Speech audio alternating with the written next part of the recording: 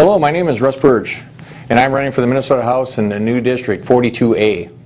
This year, this district includes the cities of Arden Hills, Mounds View, the top side of Shoreview, and a small portion of Spring Lake Park that's in Ramsey County. Some of you may remember me from 2010. I ran in the northern suburbs that year in the cities of Arden Hills, New Brighton, and Shoreview.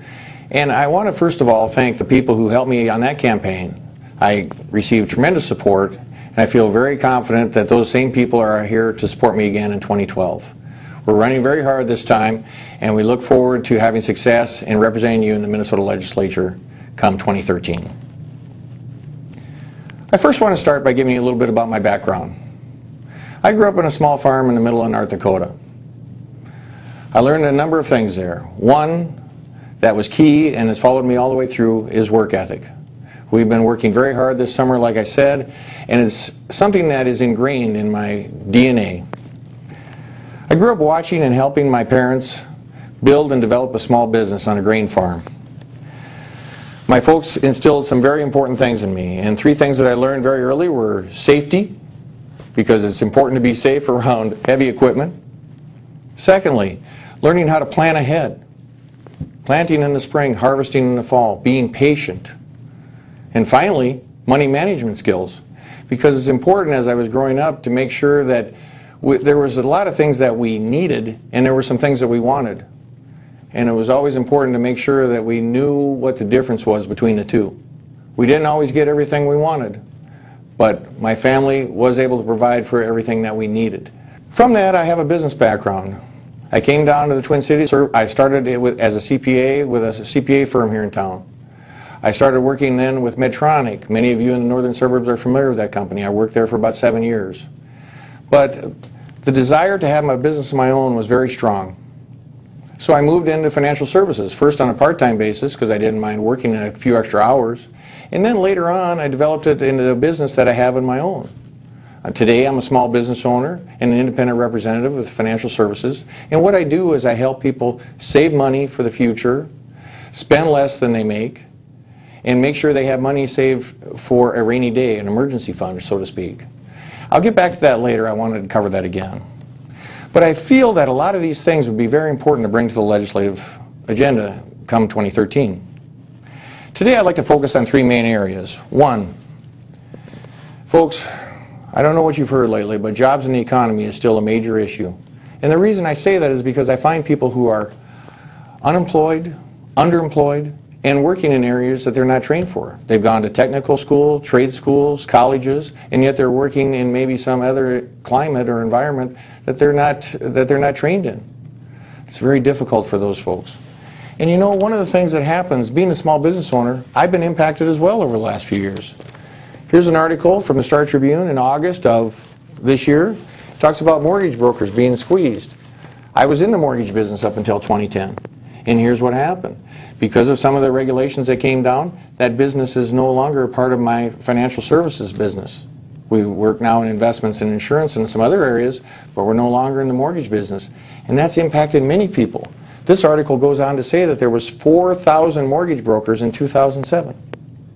Today, there's less than a tenth of that. Let me ask you, as we sit here today, how do you think that's impacted some of the people who would like to find a mortgage or mortgage broker or be able to refinance or possibly get into their first home? That makes a huge difference in our district because we have fewer people who are able to help those people in the free market system. Secondly, fiscal responsibility. I believe our government should live within its means. We've all had to do that. I do it in my family. Businesses do it for their own benefit. Why is government immune to this situation? We have to live within our means. And a couple of the things that I talk about are this. The Minnesota legislature became a Republican majority in 2010.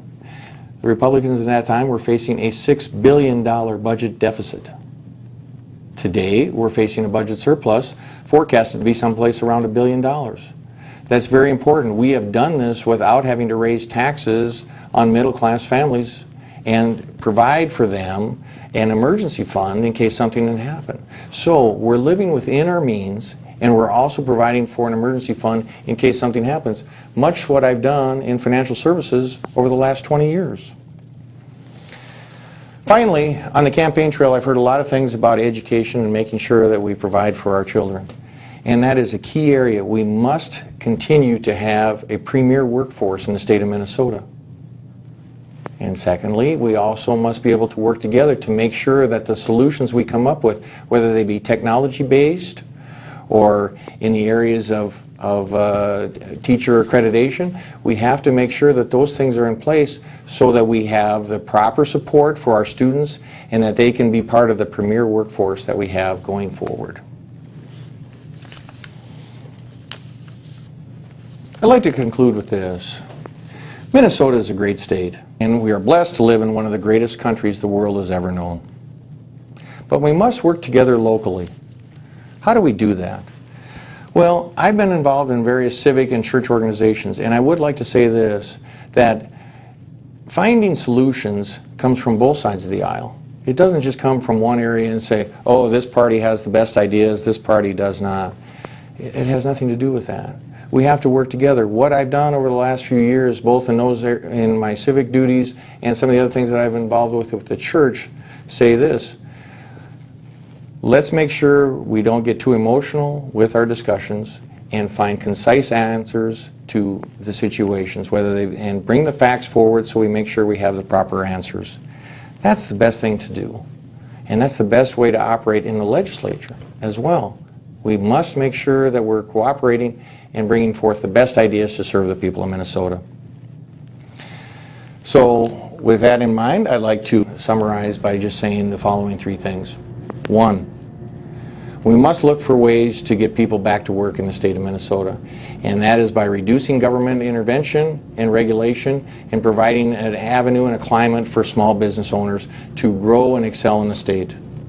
Two, we must live within our means, and if that means providing more technology and more basis for providing for the things that make government more efficient, then let's go ahead and get that done. Finally, we must work together to make sure we have a premier workforce in education for our students and for our colleges, to make sure that we continue to be a model in the state of Minnesota and provide for a great Midwest economy based in Minnesota.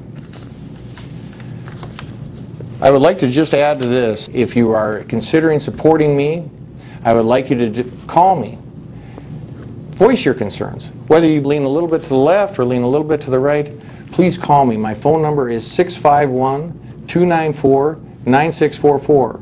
I've been pretty busy lately, so I can't say I'm going to answer the phone right away, but I'll try and get back in touch with you in 24 to 48 hours, and we can have a discussion about the things that are important to you. Finally, I'd like to say this. You can also go to my website to find more information and find out how to get involved in the campaign.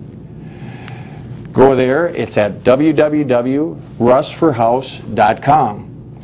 Please follow up with that if you want more information about myself, my campaign, or any other areas that may be of a concern to you. Once again, I appreciate your vote, and I look forward to your support throughout the campaign. And please vote for me on November 6th. Thank you very much.